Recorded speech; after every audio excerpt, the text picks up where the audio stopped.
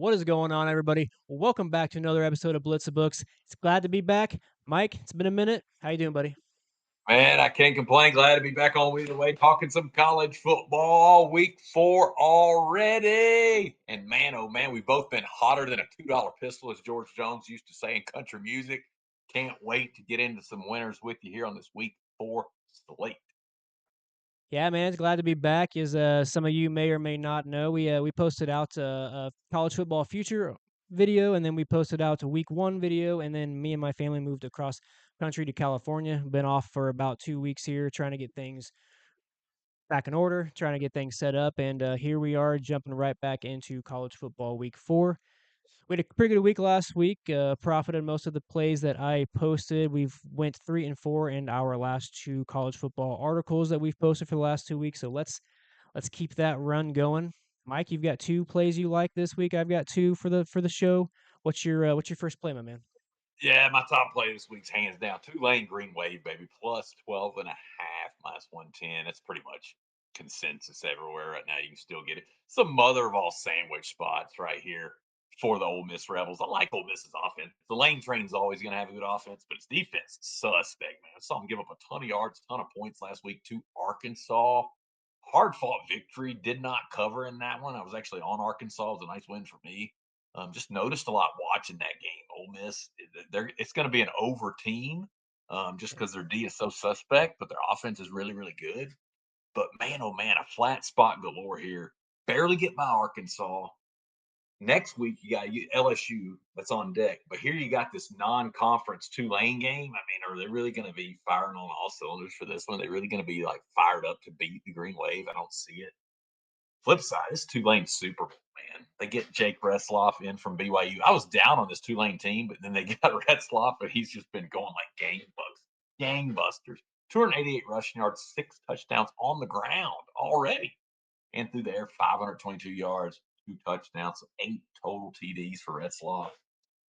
I get why the line's double digits, just because, an SEC school, in theory, should handle a team like Tulane.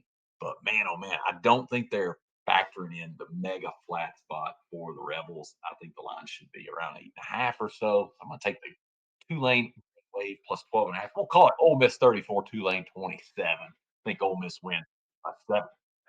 Boom. Yeah, I really like this spot. This is an absolutely a sandwich spot for Ole Miss. Tulane, as you know, was a team I was really high on coming into the season. I took their team total future over. I've made a bet on every single one of their games so far this season. We've cashed on all 3. I really like this team. I do think they can keep this game close. We know Ole Miss's defense is not that they just don't have any. They don't really have anything that gets my juices flowing. So I think Retzlaff and this offense can find some success, keep this thing close.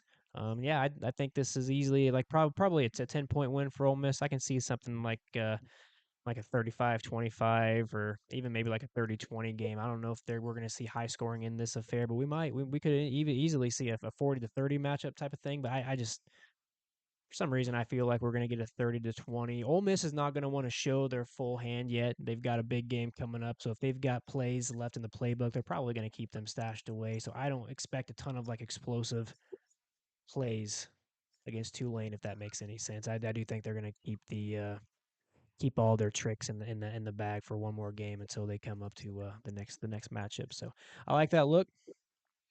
My first Yeah, play, I'm going to go appreciate to Oklahoma, and I'm going to give them out at -4.5. You can get that at -130.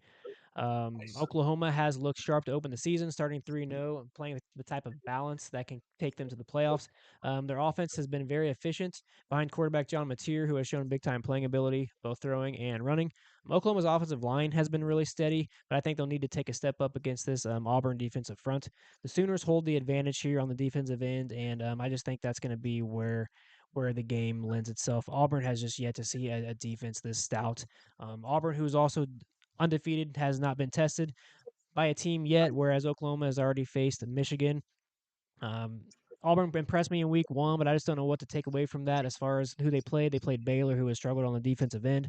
Auburn has shown flashes on the offensive end as far as explosive playmaking ability, especially on the perimeter with their wide receivers. I just think questions remain around if their offense can do anything against a defense this stout.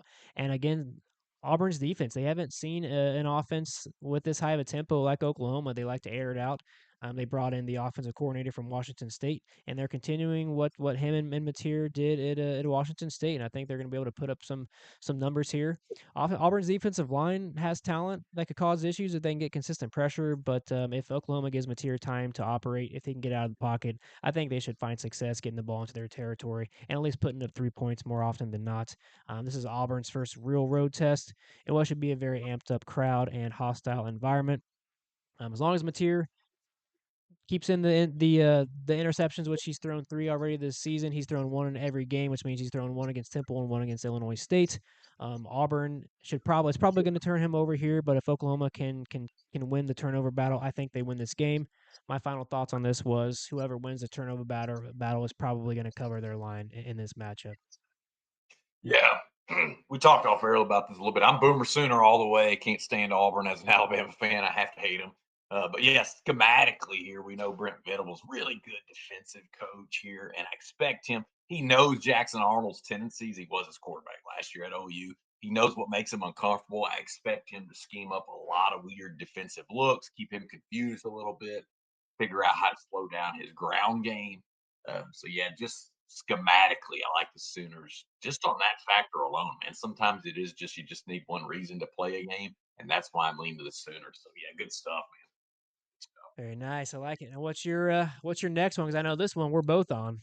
Yeah, we're both on this one. I went Nebraska Cornhuskers, baby, +3. Actually got this Tuesday around -113 at Bally Bet. It's not quite there yet. You'll have to buy it up if you want to. I think Wade was able to find -130. I'm fine with Yep. that. You can get it unless you can get it around -140-ish or better. I'm good with it. If you can't, just play the money line. I think Children of the Corn win this one. Call me crazy. I think the wrong team's favored. Bryce Underwood's going to be a freaking stud. I know he's going to be good. But we saw how shaky it looked a couple weeks ago against Oklahoma. Played just 9 of his 24 passes. Yeah, how's he really going to handle that thunderous Big Red Nation crowd there in Lincoln? Nebraska really, really wants to be back. This is their chance to be back. Michigan will have success running the ball, but I just don't think that's going to be enough here on the road.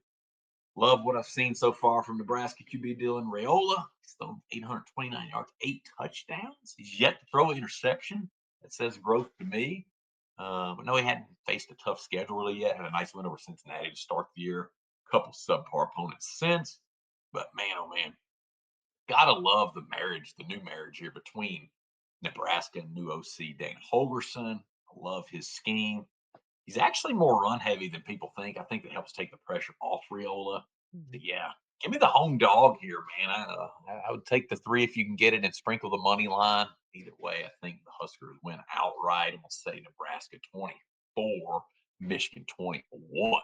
Let's go. I love it. Yeah, the a stat that I saw over this past week here is that Nebraska is currently ranked inside the top 10 as far as passing attacks go. So that's a pretty big step up for a sophomore quarterback. And I know people still have a lot of questions about him and what his abilities are. So that's a pretty good step in the right direction for Raiola and this young passing attack. Absolutely. Let's get it. My final play is I'm going to go with Utah money line against Texas Tech. Look, man, Utah is one of my favorite teams coming into the 2025 season. We place a future on their team totals, and they haven't let us down yet. They are 3-0, and I've always been a strong Kyle Whittingham backer, and he looks to have retooled Utah to make a run at the Big 12 title, which I do believe they will be in the Big 12 title game this year. Whether they win that or not will be seen. But Utah's offense has been clicking with quarterback Devon Dampier running the show, and their offensive line has created balance between the run and pass. Dampier has looked special, completing 64 of 88 passes for 631 yards, 7 touchdowns, and 0 interceptions. The main reason Utah has been so solid on offense is their offensive line. College football depth has their O line rated number 4 in the country, 7th in pass blocking, and 6th in run blocking. One of the only teams in the country that is top 10 in both. Utah's defense is also one to be reckoned with. Though they haven't faced the high caliber talent yet, they've held all 3 opponents under 10 points to start the season, and it all starts with pressure from defensive line sophomore John Henry Daly has been a monster, adding 7 tackles, 6 hurries, 5 sacks, and 11 stops through 3 games, and I do believe he can make it a long day for Baron Morton and the Red Raiders passing attack. Texas Tech has been one of the more exciting teams to watch early in this season as their passing game is explosive, stretching defenses vertically, as Martin is just shy of 1,000 passing yards through 3 games. The question here really is whether they can sustain that passing attack against this Utah defense that is built to limit big plays, as well as traveling and playing in the altitude in Utah. I just think taking the home team with the better defense and the offense I trust to protect the ball here is the best spot. I wouldn't. My model likes Utah -5.5. I don't even know if I would play that. I think the highest I would go is Utah -3. I think Texas Tech has the offensive ability and scoring ability to keep this game close. Yeah, yeah, I like the Utes. We're thinking on the same page. I've made a boatload of cash betting on Kyle Whittingham over the years. No reason to stop now. I love Devin Dampier. Man, oh man, this kid made me a ton of money for New Mexico last year as a Lobo. He can beat you with his arm or his legs. He's really, really sneaky fast, a lot faster than people realize. I like this one quite a bit, Wade. I think you mentioned the altitude, something I didn't think about, but that always plays a factor there in Utah. So good deep dive into the handicap there, buddy. I like it. Appreciate that, and we'll get through the quick rundown and get out of here. Mike gave out Tulane +12.5 against Ole Miss. I gave out Nice. Oklahoma -4.5 against Auburn. Mike gave out Nebraska +3 against Michigan, which we are both on, and then I gave out Woo. Utah money line against Texas Tech at home. Mike, you got any last words before we get out of here?